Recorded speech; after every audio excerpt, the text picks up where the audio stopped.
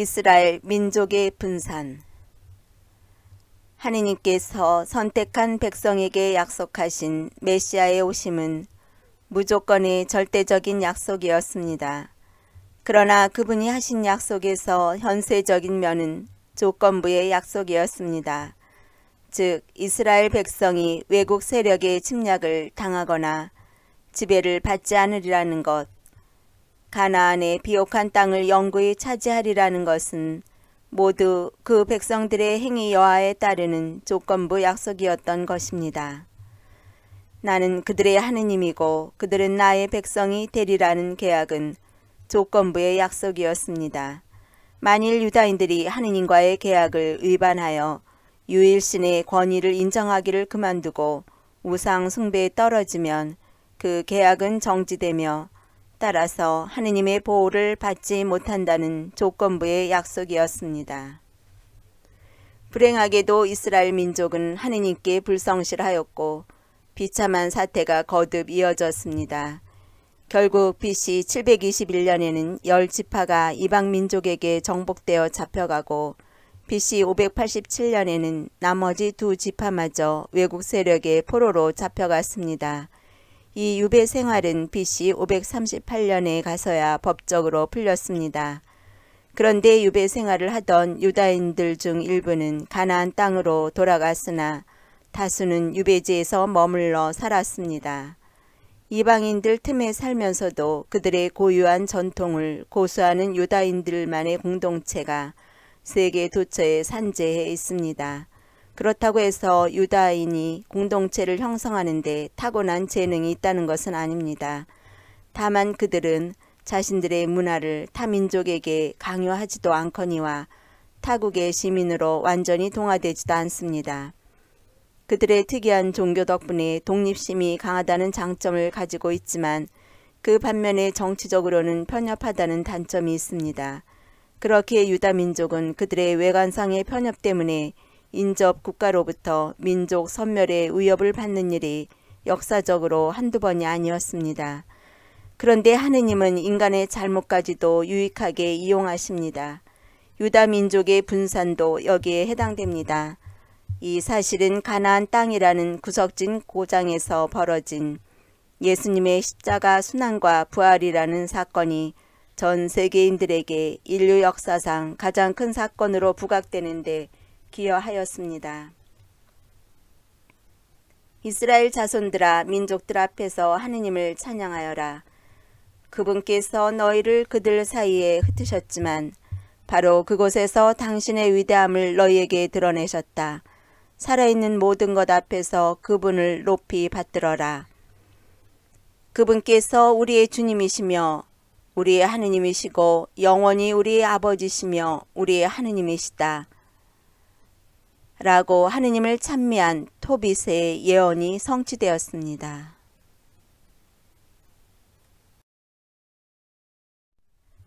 페르시아의 새 왕비. 페르시아의 왕위에 오른 크세르크세스 1세는 통치 제3년에 잔치를 베풀었을 때 그의 왕비가 임금의 호출 명령에 불응하였기 때문에 폐위했습니다. 임금은 대신들의 건의에 따라 전국에서 어여쁜 처녀들을 찾아내어 1년 동안 엄밀하고 깐깐한 선발 절차를 거친 후 새 왕비가 될 후보를 선발하였습니다. 이때 간택된 왕비 후보가 예루살렘에서 포로로 끌려온 모르도카이의 조카딸 에스테르였습니다. 바빌론에 유배된 유다인들 중에는 페르시아 임금 키루스의 칙령에 의하여 유배 생활이 끝난 후에도 여전히 페르시아에 잔류한 사람들이 더 많았습니다. 에스테르 왕비 후보도 그중 하나였습니다. 모르도카이는 조카딸이 왕비 후보가 되었음에 기뻐하며 그가 유다인임을 아무에게도 밝히지 말라고 일렀습니다. 에스테르는 자기가 유다인임을 결코 발설하지 않았습니다. 어느 날 왕궁문을 지키는 모르도카이가 임금의 측근자인 내관 2명이 임금을 암살하려고 모의하는 것을 엿들었습니다. 모르도카이는 이 사실을 에스테르에게 알려 임금의 암살 시도를 차단하였습니다. 임금은 자기를 암살하려고 모의한 자들을 찾아내어 처형하였습니다. 그리고 모르도카의 공로를 인정하여 왕의 은인으로 궁중일지에 기록하였습니다.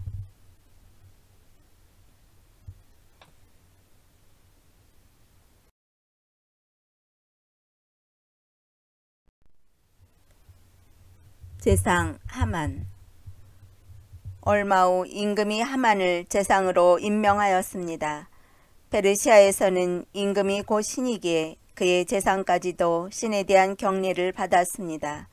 따라서 왕궁의 모든 관리는 하만의 권세에 눌려 그에게 무릎 꿇고 절하였습니다. 그러나 유다인인 모르도카이는 하느님만을 경배하였기에 하만에게 절을 할 수 없다고 고집하였습니다.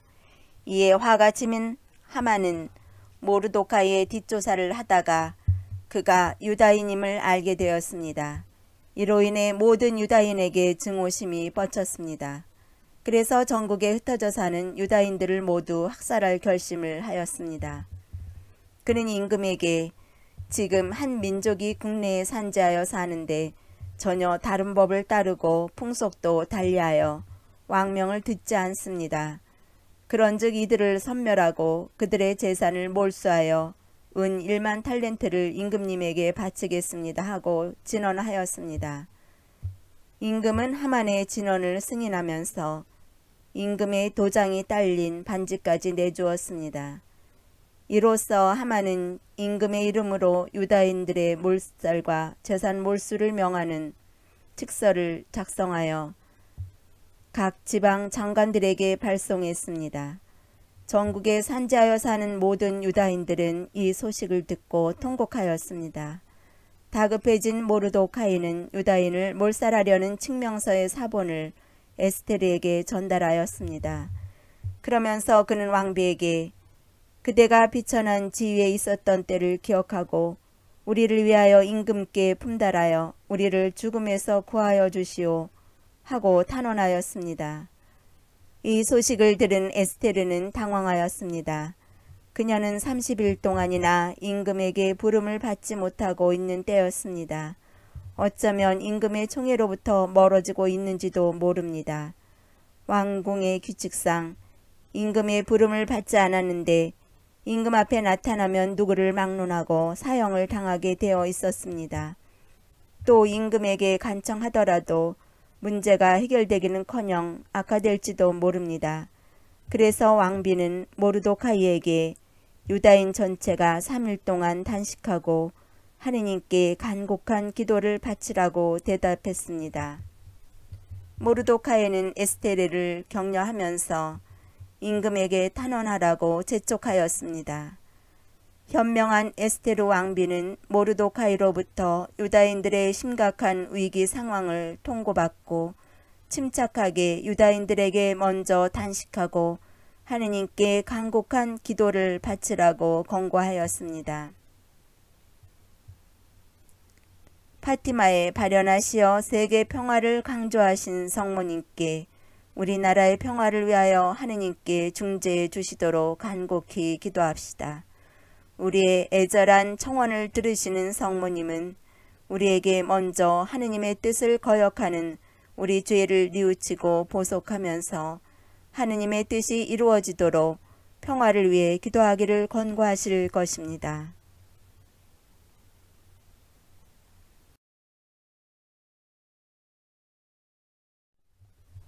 현명한 에스테르. 에스테르는 죽음의 위협을 무릅쓰고 임금의 눈에 띄는 궁궐 앞들로 나가 서 있었습니다. 임금이 멀리서 왕비를 보고 자기 앞으로 오라고 말했습니다. 에스테르를 사랑한 임금은 내 명령 없이 내 앞에 나오면 죽는다는 법은 그대에게는 해당되는 것이 아니고 일반인들에 대해서 만들어진 법이요. 그대가 무엇이든지 청하면 나라의 반이라도 주겠소 하고 말하였습니다. 현명한 에스테르는 침착하게 우선 임금을 기쁘게 하고서 다음에 청을 하겠다는 심산으로 다음날 임금과 하만을 잔치에 초대했습니다. 왕비의 단독 초대를 받은 하만은 득의 만만하여 모르도카이를 처형할 나무 기둥을 자기 집에 세우게 하였습니다. 한편 임금은 그날 밤에 잠이 오지 않아 자신의 즉의 직후에 쓴 궁중 기록을 보게 되었고 마침 모르도카이의 공로 대목을 읽게 되었습니다. 때마침 하만이 모르도카이의 처형 허가를 받고자 임금을 찾아왔습니다. 임금은 하만을 보자마자 오히려 그로 하여금 모르도카이에게 임금의 옷과 왕관을 씌우고 임금의 마차를 태워 성안 광장을 두루다니면서 그의 충성을 칭송케 하도록 명령했습니다. 순간 하만은 자기의 몰락을 직감했습니다. 다음날 하만을 대동하여 잔치에 나온 임금에게 에스테르는 만일 저를 어여삐 여기시면 저와 저의 민족을 살려주소서 라며 눈물로 호소하였습니다. 왕비를 해치고자 하는 원흉이 하만이라는 것을 알게 된 임금은 잔치 자리를 떠나 후원으로 나갔습니다. 그때 다급해진 하만은 에스테르에게 매달려 애원하였습니다. 공교롭게도 그때 임금이 이 광경을 목격하였습니다. 격분한 임금은 왕비를 폭행까지 하려는가 하고 대노하였습니다. 하만은 자신이 모르도카이를 처형하려고 준비하였던 바로 그 나무 기둥에서 처형되었습니다. 그리고 모르도카이가 제상으로 임명되었습니다. 유다인들은 몰살을 면하였고 오히려 박해자들이 몰락하였습니다. 그 후 유다인들은 이날을 기념하는 푸림절을 해마다 경축하게 되었습니다. 이날은 유다인들이 원수들에게서 평안을 되찾은 날이고 이달의 근심이 기쁨으로 애도가 경축의 날로 바뀌었으니 이날을 잔치와 기쁨의 날로 지내면서 서로 음식을 나누고 가난한 이들에게 선물을 하라고 지시하였다. 에스테르기 9장 22절.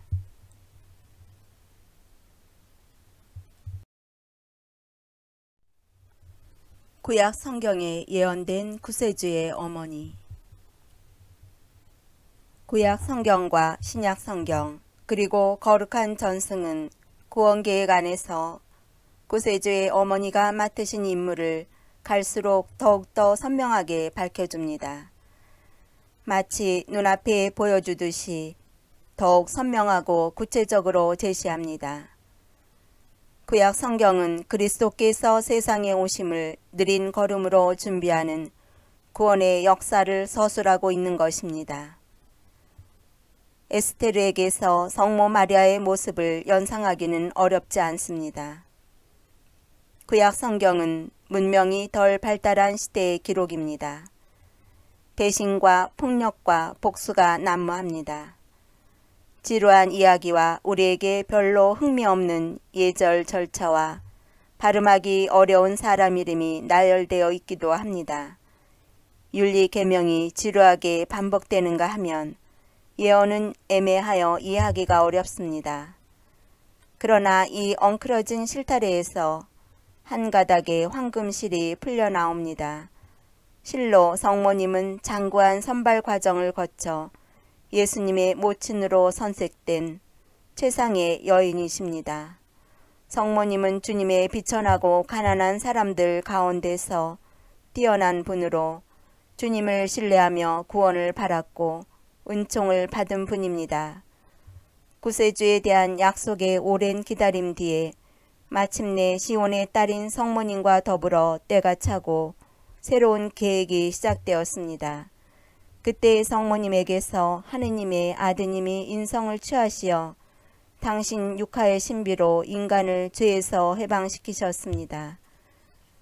구세주의 모친 선발 과정에서 두 가지 원칙을 볼 수가 있습니다. 우선 하느님은 인간의 평가와는 다른 기준으로 후보자를 선택하십니다. 하느님이 주시는 은총은 하느님 뜻대로 자유롭게 선택하여 내려주십니다. 하느님의 선택을 받고 안 받는 것은 사람의 의지나 노력에 달려있는 것이 아니라 하느님의 자비에 달려 있습니다. 이와 동시에 하느님은 당신의 선택이 옳았음을 입증하십니다. 우리가 평가하기에 부적합하다고 보이는 후보자가 하느님께서 부여하신 은총에 자유의지로 응답합니다. 또한 하느님의 목적에 부응하며 그분의 구원 계획을 실천해 하느님의 선택이 옳았음을 역사가 증명합니다. 하느님께서 은총으로 선택하시고 선택받은 인간의 자발적인 응답에 의한 헌신의 신비가 구약의 역사에 연연히 이어져 있습니다. 이것이 신약 시대로까지 이어져 성모님의 생애에서 이상적인 신뢰로 나타납니다.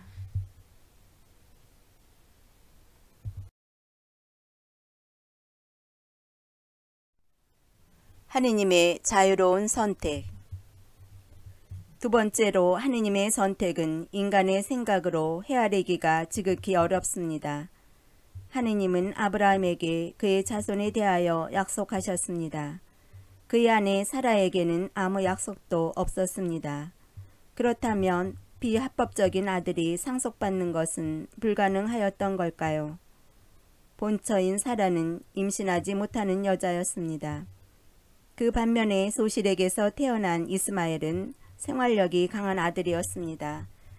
그런데도 이스마엘은 선택받지 못했습니다. 100세가 된 아브라함과 90세가 된 사라에게서 이사학이 출생되기까지 하느님의 약속은 실현되지 않았습니다. 또한 이사학은 쌍둥이 아들을 낳았습니다. 그런데 그 아들들이 태어나기도 전에 형이 동생을 섬기리라고 예언되었습니다. 그리하여 선둥이보다 힘이 약한 후둥이 야곱이 후계자로 선택되었습니다. 야곱은 12아들을 두었습니다. 12아들 중에 누가 하느님의 선택을 받아 예수님의 조상이 되었을까요? 맏아들 루벤은 물처럼 끓어오르니 너는 남보다 뛰어나지 못하리라고 예언되었고, 막내둥이 베냐민은 사랑하는 아내 라헬의 소생이지만 선택에서 배제되었습니다. 그러면 이집트에 팔려가 제상이 된 요셉이 메시아의 조생으로 선택받기에 적합하지 않았을까요? 그런데 하느님은 다른 아들을 선택하셨습니다. 하느님이 선택한 사람은 오히려 신의가 부족한 넷째 아들 유다였습니다. 그리고 유다의 후손인 다윗이 가나안의 가장 견고한 성체를 정복함으로써 이 선택의 정당함이 입증되었습니다. 물론 베냐민 지파에서 사울이 임금으로 선정되기도 했습니다. 그러나 그는 일시적인 임금이었습니다. 결국 유다 지파 출신 이사이의 8아들 중에 막내가 선택되었습니다. 사무엘은 이사이의 맏아들 엘리압이 선택될 줄로 착각하였습니다. 그러나 하느님은 그의 외양과 그의 거구에 구애받지 않으시고 양치는 소년에 불과한 막내둥이 다윗을 선택하셨습니다. 또 다윗의 여러 아들들 중에 백성을 선동하여 모반을 일으킬 정도로 능력 있는 압살롬이나 아도니아는 배척되고 솔로몬이 선택되었습니다. 하느님의 약속은 누구를 지목한 것이었을까요? 하느님의 마음에 든 사람 다윗이었을까요? 가장 현명한 임금 솔로몬이었을까요? 둘 다 아니라면 유배된 백성의 구원자인 주르바벨이었을까요? 하느님의 선택은 목동의 딸이요 목수의 약혼녀인 시골 소녀 마리아였습니다. 성모님은 이 긴 선발 과정의 최고봉에 올랐습니다. 성모님 안에서 인간 본성의 존귀함이 최고 절정에 이르렀습니다.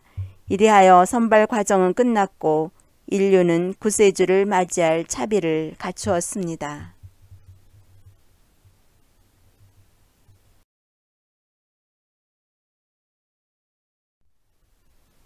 구세주의 어머니 마리아. 사람들은 흔히 집안이 몰락한 후에도 조상의 찬란한 가문을 자랑합니다. 그러나 성모님은 하느님께서 권세 있는 자를 자리에서 내치시고 미천한 이를 끌어올리셨다고 찬미합니다. 다윗은 목동이었다가 이스라엘의 임금이 되었습니다. 성모님의 아버지인 요아킴은 여러 임금을 배출한 집안의 후손이었지만 목동이었습니다. 여기서 말하는 권세 있는 자란 무슨 뜻일까요? 성모님은 그의 조상을 언급하였음이 틀림없습니다. 만일 하느님께서 왕녀 중에서 그리스도의 모친을 선택하셨다면 어느 누구도 의아해하지 않았을 것입니다. 그러나 하느님은 다윗의 권세를 왕자로부터 끌어내린 후에 그 후손 중에서 목동의 딸을 하늘의 모후로 선택을 하셨으니 얼마나 인상 깊은 역설인가요. 그러나 성모님은 과거의 영화를 회상하느라 시간을 낭비하지 않았습니다. 첫 아들을 낳았다. 그들은 아기를 포대기에 싸서 구유에 뉘었다. 여관에는 그들이 들어갈 자리가 없었던 것이다. 라는 이 성경 구절에서 성모님의 음성이 울려 나오는 듯합니다. 여관에 방이 없다 하여 당황하는 요셉 앞에서 마리아는 침착하게 현실을 받아들입니다. 그리고 요셉에게 서슴지 않고 마구간에서 해산하면 어떨까요? 하고 말했을 것입니다. 이 말 속에서 마리아의 출신 환경이나 평소의 마음가짐이 어떠하였는지 짐작할 수 있습니다. 그리고 이러한 마음 자세가 찬미가인 마니피카스로 나타납니다.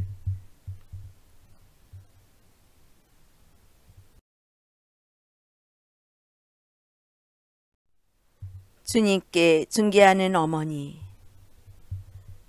이스라엘 백성의 역사에서처럼 하느님의 교회 역사에도 원수가 있고 박해자가 있습니다.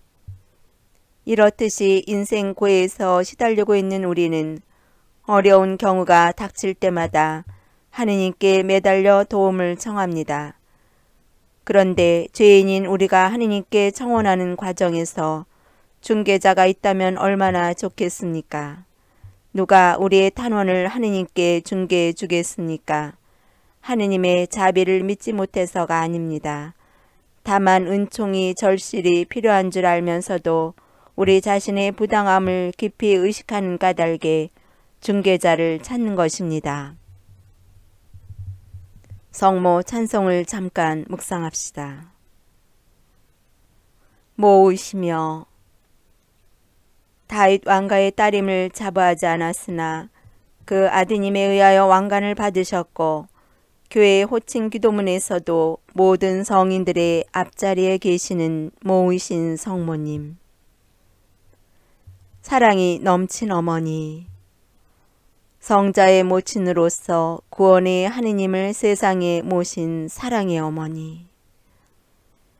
우리의 생명, 기쁨, 희망이시여. 성모님의 품에서 젖을 먹은 예수님과 일치해야만 영적 생명을 받는 까닭에 우리의 생명이시고 우리에게 비할 데 없이 고맙고 반가운 분이시기에 기쁨이신 분, 죽음 후에 대한 공포와 임종 때의 괴로움을 덜어주시고 영원한 삶으로 격려하시는 희망이신 어머니. 당신 우러러 하와의 그 자손들이 최선의 갈망을 우리 자신이 스스로 망치고 최상의 결심을 스스로 배반하는 모순에 빠지는 하와의 자손들인 우리, 희망을 스스로 뭉개는 재물인 하와의 자손들인 우리들이 눈물을 흘리며 부르짖나이다. 슬픔의 골짜기에서 하느님의 무수한 은혜의 의로를 받으면서도 실망과 비극을 맛보지 않고서는 단 하루도 지내지 못하는 슬픔의 바다인 세상에서 우리들의 보호자 성모님, 불쌍한 저희를 인자로운 눈으로 굽어보소서. 십자가 곁에 서서 당신의 모든 것을 주님께 쏟아주시며 함께 죽으시는 분이시여. 이 세상을 외면하지 마시고 인간의 비극과 부정과 불의의 십자가들도 굽어 살펴주소서. 기양살이 끝날 때 당신의 아들 우리 주 예수님 뵙게 하소서. 베들레헴의 말구유에서 아들로 태어나신 창조주를 어머니의 사랑과 자랑 속에 경배하신 분이시여. 이 세상 갈바리아에 참여하심으로써 얻으신 공로로 인하여 세속의 자녀인 우리에게도 주 예수님을 뵙는 베들레헴의 기쁨에 참여하게 해주소서. 너그러우시고 자애로우시며 오 아름다우신 동정 마리아,